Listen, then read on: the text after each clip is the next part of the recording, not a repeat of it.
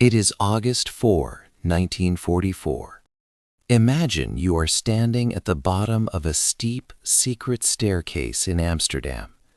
Above you, a hidden door opens. It looks like a normal bookcase, but it hides a small home. For 2 years, a young Jewish girl named Anne Frank and her family have lived there, safe from the Nazi soldiers. But now, their hiding time is over. Today, the soldiers finally found them.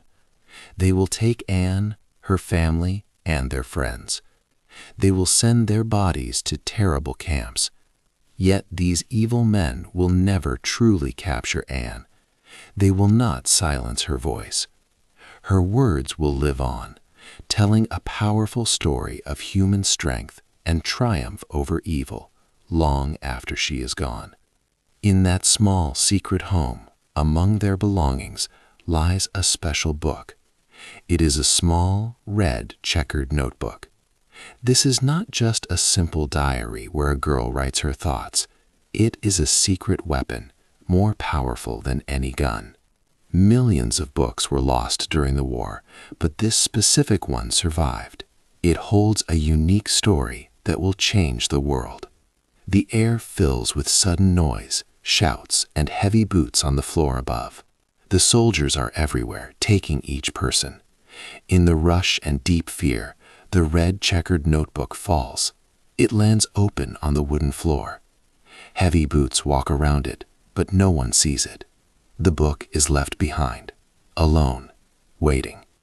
Will anyone ever find it, or will its powerful voice stay silent forever? A normal life. Anneliese Marie Frank, known as Anne, was born in Frankfurt, Germany on June 12, 1929. She lived with her parents, Edith and Otto Frank, and her older sister, Margot. The Franks were a Reformed Jewish family, living among people of different religions. Anne's parents loved books and encouraged their daughters to read. They had a happy life in Frankfurt. However, in 1933, Adolf Hitler and the Nazi Party took power in Germany. Their new rule brought great danger to all Jewish people. To escape the growing threat, Anne's family moved to Amsterdam in the Netherlands in 1934. Anne was only 4.5. She quickly made friends at the Montessori school and felt at home. Anne was a happy, lively girl, always chatting and full of energy. But the world around them grew darker. By May 1940, German soldiers had occupied the Netherlands. The Frank family was now trapped. Laws against Jewish people became very strict. Anne lost her German citizenship in 1941, becoming a person without a country. Her father, Otto, tried to get visas to the United States, but it was impossible.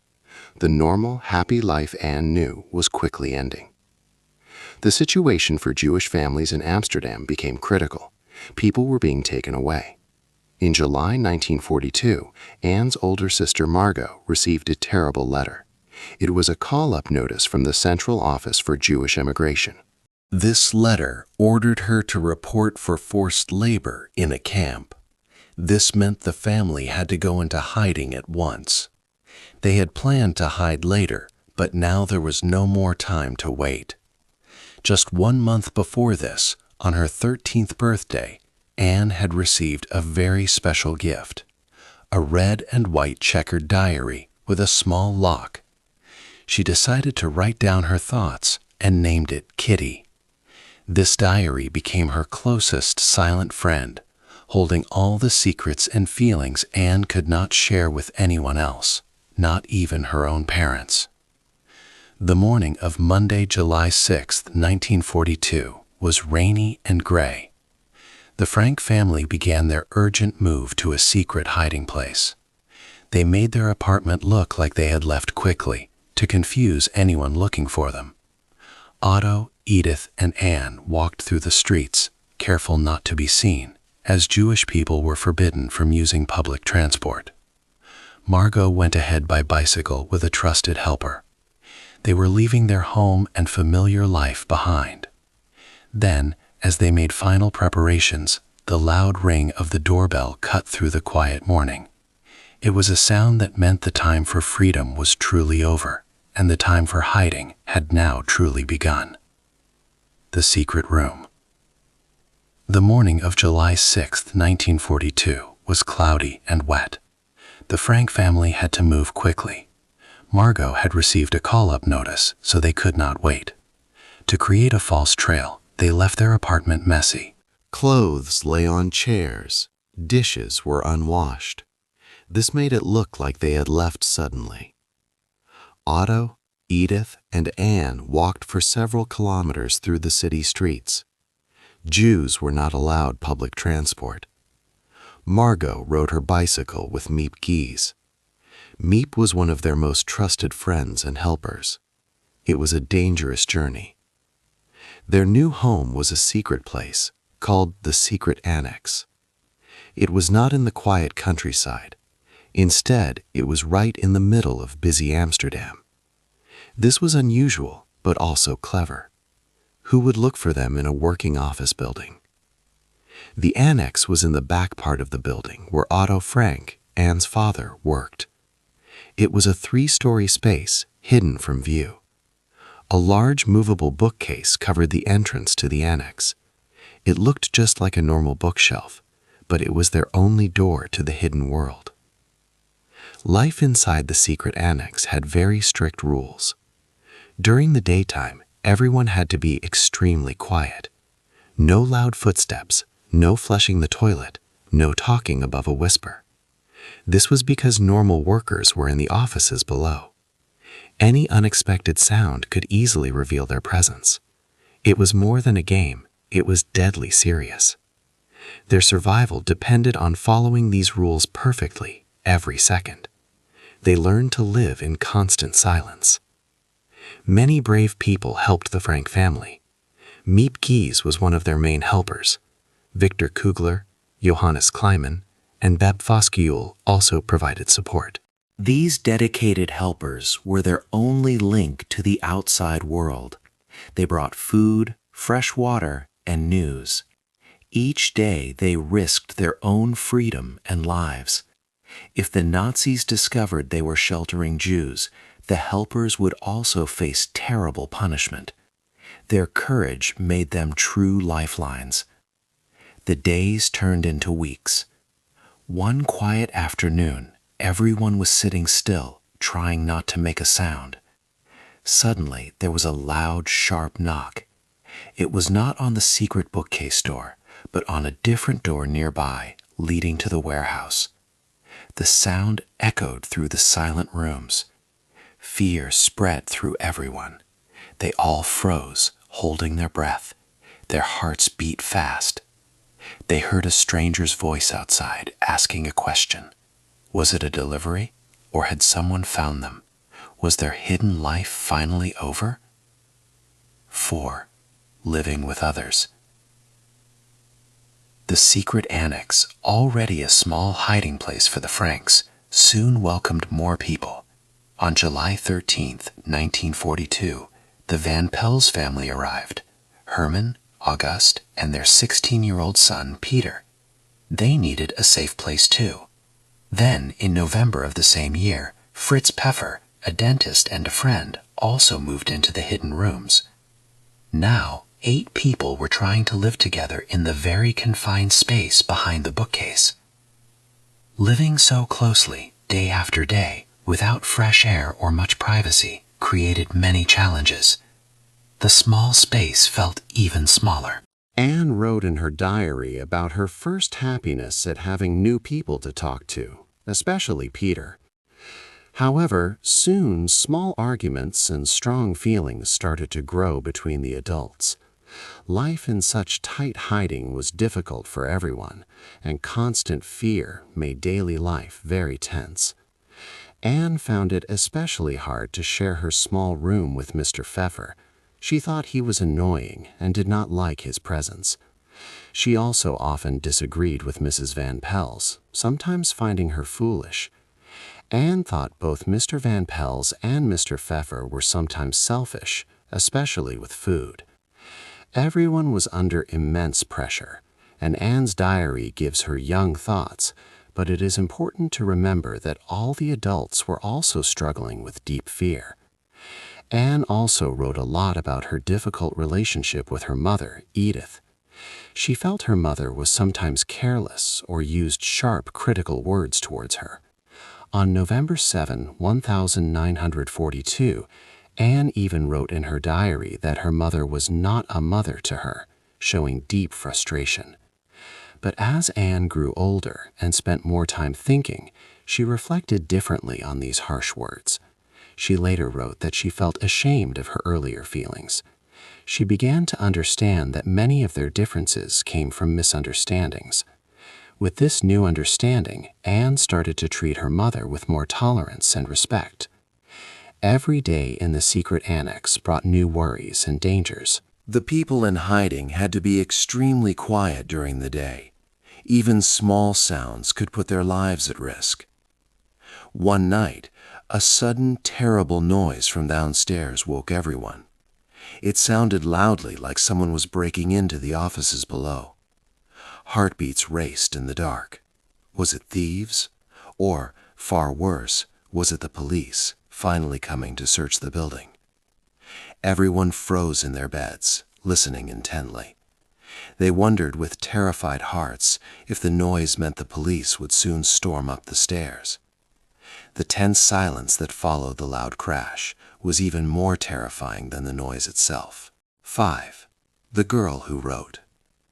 Life in the secret annex was a time of great change for Anne Frank. Her diary was not just a record of daily events, it became a mirror for her soul. Through her writing, she grew from a lively child into a thoughtful young woman. She poured all her ideas, dreams, and worries onto its pages, making it a safe place where she could truly be herself and understand her changing world.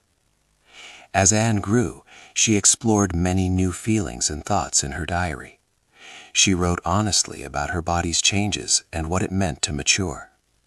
Some of these very personal entries, including details about her developing sexuality and even some playful, dirty jokes, were kept secret for many years after her diary was first published. These hidden parts reveal a more complete picture of Anne, showing she was a normal teenager full of curiosity, even while hiding from the outside world. Her relationships with the people sharing the annex also developed. She remained deeply connected to her father, Otto, but her feelings towards her mother were more complicated.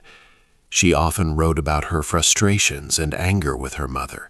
Yet with time and maturity, Anne began to understand her mother better, seeing her struggles with new eyes. She also found a new kind of friendship with her older sister, Margot, sharing thoughts and becoming closer than before. Then there was Peter Van Pels, the shy boy who lived with them in hiding. At first, Anne found him a bit awkward, but as days turned into months, they spent more time together. They talked about their fears and hopes, and a special friendship grew between them. This friendship slowly blossomed into a young romance. Peter gave Anne her first kiss, a moment of joy and new discovery in their confined world. Anne often reflected in her diary about these feelings, wondering if her love for Peter was real or a natural result of their shared, difficult situation. Anne had a powerful dream for her future. She wanted to become a journalist, a writer who could tell stories and share important ideas. She believed her ability to write was a special gift. She wished for her words to be useful, to touch people, and to bring joy to others, even those she might never meet. She famously wrote, "I want to go on living, even after my death." This was a profound wish, a hope that her voice and her story would continue to exist, making her truly immortal through her writing. Day after day, Anne continued to fill the pages of her diary, sharing her deepest self. Her very last entry was on August 1, 1944. After this date, the red and white checkered notebook, her silent friend, became completely silent itself. No more words were added. This sudden and stark silence was very heavy, hanging in the air like a dark cloud.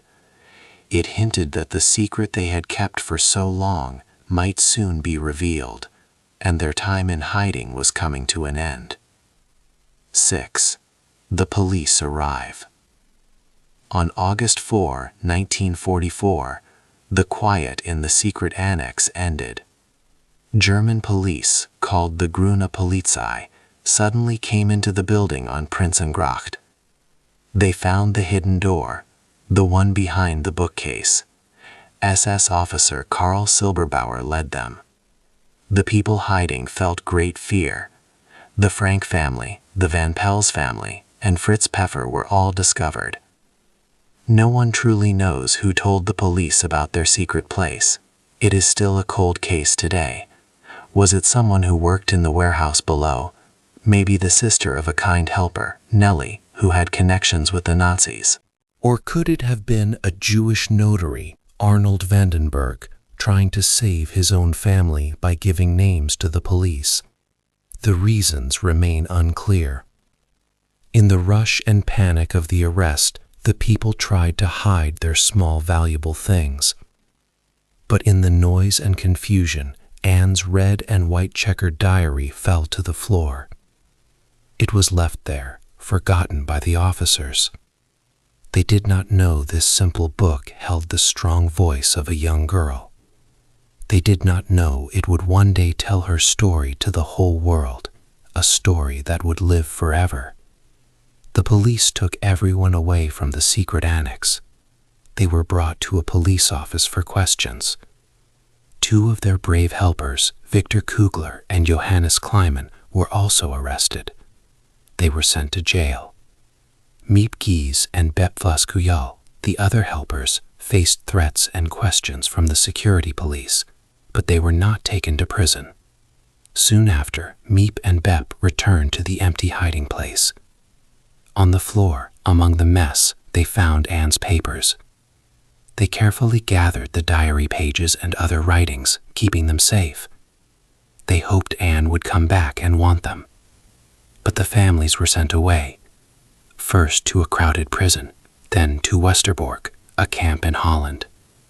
On September 3, 1944, they boarded a train. This train went to the East, a terrifying place far away, a place of deep dread. 7. The darkest days. The journey from the secret annex was the beginning of the darkest days.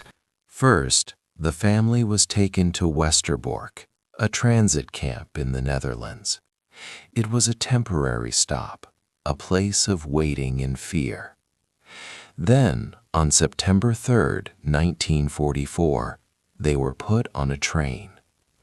This was the last transport from Westerbork, heading east. The destination was Auschwitz, a name that would become known for its horror. The long 3-day journey in crowded wagons was a harsh change from the quiet attic. The tone shifted completely from the hidden, hopeful life to the cruel, industrial reality of the camps. Upon arrival at Auschwitz, chaos began. The SS guards showed no mercy. They separated the men from the women and children. Otto Frank was taken away from his wife and daughters. This was a moment of deep pain, not knowing if they would ever see each other again. People were quickly divided into 2 groups, those strong enough to work and those who would be killed immediately. Anne, who had just turned 15, was one of the youngest to be sent to work. She did not know that others from the secret annex had also survived this selection. Anne believed her father, in his mid-50s, would not have made it. Life in Auschwitz was brutal. The women were forced to strip naked, their heads were shaved, and a number was tattooed on their arms. They worked as slave laborers during the day, hauling rocks and digging. At night, They were crammed into barracks with too many people. Disease spread quickly in these terrible conditions. Anne's skin became badly infected with scabies. Anne, Margot, and their mother, Edith, were moved to a sick room. It was always dark and full of rats and mice. Edith, showing great love, stopped eating her own food. She saved every small piece for her daughters, pushing it through a hole in the wall. In October 1944, Anne and Margot, along with August von Pels, were chosen for a transport to Bergen-Belsen concentration camp. Their mother, Edith Frank, was too weak to go. She was left behind at Auschwitz and later died from sickness, hunger, and tiredness. At Bergen-Belsen, thousands more prisoners arrived, making conditions even worse. Sickness, especially typhus, killed many people. In the camp, Anne had a brief and sad reunion with two old friends, Hannelie Goslar and Nanette Blitz. They were also prisoners, starved and sick. Anne was bald, very thin, and shaking from the cold. She told her friends she thought her parents were dead and had lost the will to live. Margot was also extremely ill, unable to move from her bed. The two sisters lay together in the dark, their bodies weak from typhus fever, whispering to each other as the end drew near. Her voice lives on. The darkest days in Bergen-Belsen camp ended sadly. Margot Frank became very weak. She fell from her bunk and died. Anne died just 1 day later, also from typhus fever. It was February or March of 1945. They died only a few weeks before the camp was freed. Their mother, Edith, had already died in Auschwitz from sickness and hunger. Peter van Pels also died in a concentration camp. The hope for new love was gone. Otto Frank was the only one from the secret annex to survive. He came back to Amsterdam in June 1945. His helpers, Jan and Miep Gies, gave him a place to stay. Otto looked for his family. He soon learned that Edith, his wife, had died. For weeks he hoped for his daughters, but then he heard the sad news. Margot and Anne were also gone. After the police took the family, Miep Gies and Bep Voskuil found Anne's diary papers. They were on the floor in the secret annex. The police did not care about them. Miep picked up the red checkered notebook and other pages. She kept them safe. She hoped to give them back to Anne after the war. Miep did not read the diary. She kept her promise to keep it safe. When Miep gave the diary to Otto, he started to read it. He was very moved. He saw his daughter's deep thoughts and feelings for the first time. Anne had wanted to be a writer. She wanted her voice to live on after her death. Otto decided to make her wish come true. In 1947, Anne's diary was published in Dutch. It was called Het Achterhuis, meaning the secret annex. Then in 1952, it was published in English as The Diary of a Young Girl. Many people read it. Soon, it was in over 70 languages. It became one of the most famous books in the world. It was made into plays and movies. Important people praised Anne's writing. Eleanor Roosevelt said it was a wise book about war. John F. Kennedy said Anne's voice was very strong for human dignity. Nelson Mandela, when he was in prison, read Anne's diary. He said it gave him much strength. Miep Gies often said that Anne was not just a symbol for all 6 million victims. Anne's story was her own. But her story helps us understand the huge loss the world faced because of the Holocaust. Otto Frank spent the rest of his life sharing Anne's message. He knew the diary helped people understand what happened. The Anne Frank House opened in 1960. It keeps Anne's memory alive. Anne's voice still speaks to us today. What part of Anne's story touched you the most? Hey there! Just a second before you go. If you learned something new today, please give this video a like, write your thoughts in the comments, and subscribe to the channel. It only takes a second, and it really, really helps to create even better English videos for you. Your support means the world. Thank you.